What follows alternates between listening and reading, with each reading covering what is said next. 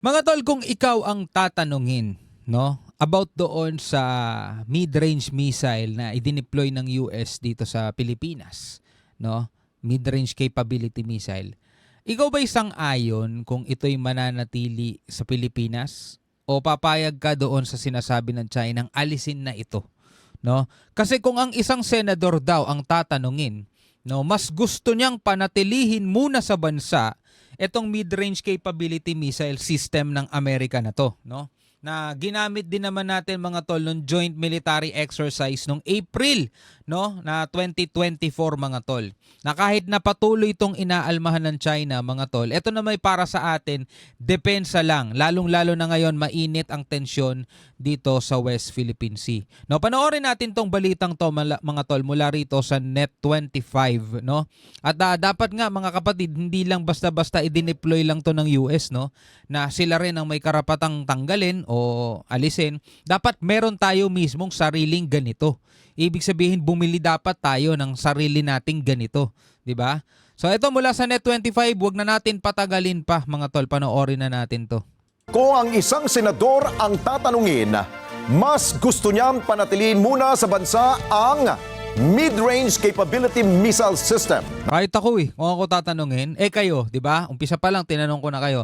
Comment kayo sa ibaba kung ikaw ang tatanungin, payag ka ba na manatili na lang muna rito sa bansa itong mid-range capability missile system na to ng Amerika. Ang Amerika na siyang ginamit po sa RPUS Joint Military Exercises noong pong Abril ng taong kasalukuyan. Pero ayon po sa mambabatas, pangdepensa lamang ito sakaling tumindi pa ang girian ng China sa mga Pinoy sa West Philippine Sea. Siyempre pang depensa lang natin to, hindi naman siguro siratok-tok natin para i-launch to tapos patamaan agad sila ng wala man lang, 'di ba? Alam naman natin kung gaano pa kahina bansa natin mga tol, kaya hindi tayo magsisimula ng gera sa kanila. Pero ito'y pang depensa, 'di ba? Kumbaga sa bahay mo nilagyan mo ng electric fence, kung meron kang bakod, nilagyan mo ng mga CCTV, kung talagang mayaman ka, yung gate mo may gwardiya pa. 'Di ba? Ganun mga tol, 'di ba? Ito naman sa ating bansa, syempre dapat meron tayong pandepensa para hindi naman tayo sasalo na lang ng sasalo na kung ano man ang ihuhulog nila. Kawawa naman tayo noon, 'di ba? Wala man lang tayong bawi. Talo na nga, wala pang bawi. Mian Corvera sa balita.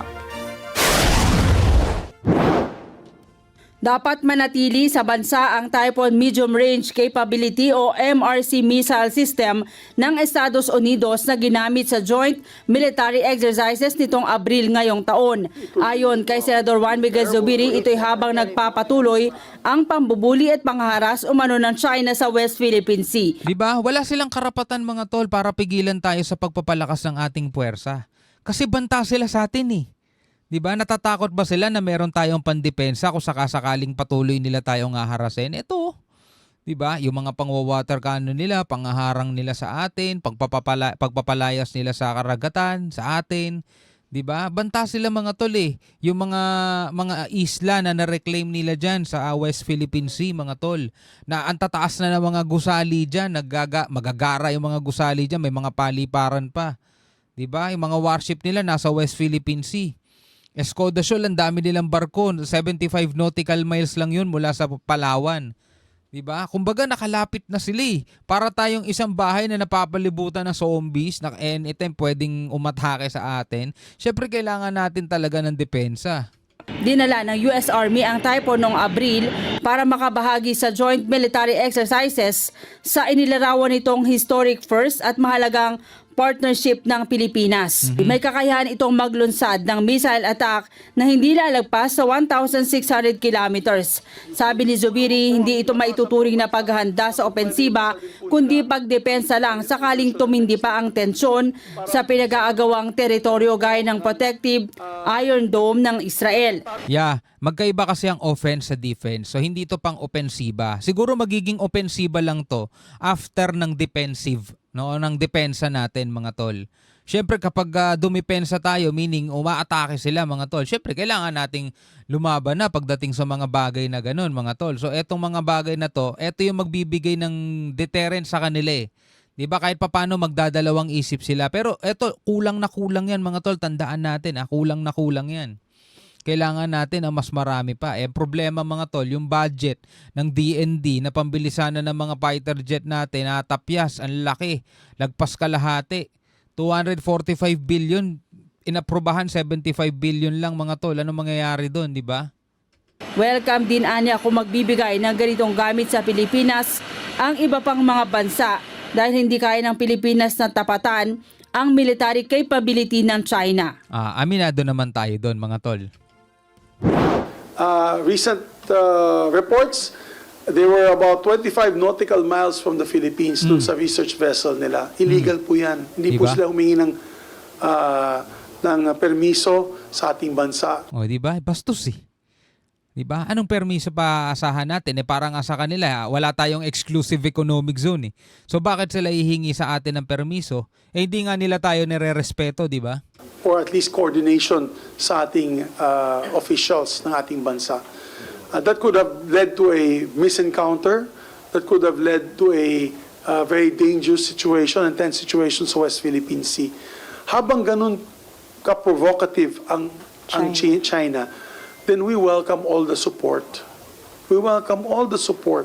So yes, I am in favor of keeping these medium-range defensive weapon systems. At sana magkaroon tayo ng sarili natin, di ba? Remember, it's a defensive weapon system. It's not an offensive weapon system. Yes. So definitely dapat walang nuclear weapon sa ating bansa. Yeah. That is a prohibition under the Constitution. Pero defensive, protective, dome-type systems like the Iron Dome. O yun, importante pa yun mga tol. Sana meron tayong ganun mga tol, no? Kasi malaking bagay yun. Please install them here. Please, let's start investing into that. With due respect to our neighbors, China, as long as they do not stop the provocative nature, provocative actions that they are doing in the West Philippine Sea, I am in favor of retaining defensive missile systems in the Philippines. Sa hiwalay na panayam kay AFP Chief of Staff General Romeo Brawner, sinabi nito na kung siya ang masusunod, nais niyang permanente ng manatili sa bansa ang naturang armas. Baka naman permanente na ring mananatili yan, no? Ayaw lang nilang diretsuhin pa, no? Pero sana nga permanente na yan mga tol. Makakatulong anya ito na malaki para palakasin ang defense capability ng bansa. Sana nga binigay na to ng US, no? Uncle Sam, baka naman. Una nang binatikos ng China ang pananatili sa Pilipinas ng nasabing missile system ng Estados Unidos at sinabing nagdudulot ito ng tensyon at provocation. Naku. Pero sabi ni Zubiri, mismo ang China ang naguudyok ng gulo, katunayang ginagawa nilang pambubuli sa mga sundalo at mga sasakyang pandagat ng Pilipinas araw-araw sa West Philippine Sea. Totoo naman eh. Paano sasabihin ng China ng ito'y nagdudulot ng provokasyon at saka ng tensyon? Tahimik lang to rito, lumayo sila. Umalis sila ng West Philippine Sea. Wala tayong dahilan para mag-away di ba? Magkaibigang bansa tayo. Napakarami nilang mamamayan na nandirito sa Pilipinas, matagal nang namumuhay at may mga pamilya na rito, may mga negosyo pa. Maayos naman silang tinanggap ng Pilipinas, di ba? Ngayon lang talaga sila pasaway itong bansang to eh. Kung siya ang tatanungin, dapat mag-invest na rin ang Pilipinas sa ganitong missile defense system at iba pang matataas na uri ng armas at gagamitan pang depensa. Paano mag-i-invest? Parang ayaw pang ang bigyan. Parang masama pa nga loob nung sino ba naghumahawak ng budget. Parang masama pa nga loob nila dun sa 75 billion na inaprubahan nila sa DND. 245 ang proposed budget eh. 2025, ginawa nilang 75 billion. Nakanangan, wala man lang sa kalahati. Weapon system. It's not an offensive weapon system. Under the Constitution naman natin, pinagbabawal natin ang nuclear weapons. So definitely that is a prohibition under the Constitution. Okay. Pero defensive, protective, dome-type systems like the Iron Dome, please install them here. Please, let's start investing into that. Nakita po natin yung Iron Dome na nagpo-protect na yun sa Israel, di ba? Sa mga missiles from Hezbollah and Gaza, from the Hamas. So, nakakatulong po protektahan ang kanilang bansa. Hindi naman pabor ang senador sa ginawang pagtapya sa budget ng Sandatahang Lakas.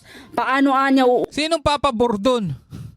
Di ba araw-araw mga tol nakakarinig tayo ng balita, araw-araw nakakapanood tayo ng balita, no, tungkol sa mga pagbabanta, mga babala ng China, mga pangaharas nila, mga ginagawa nilang pagbangga sa atin.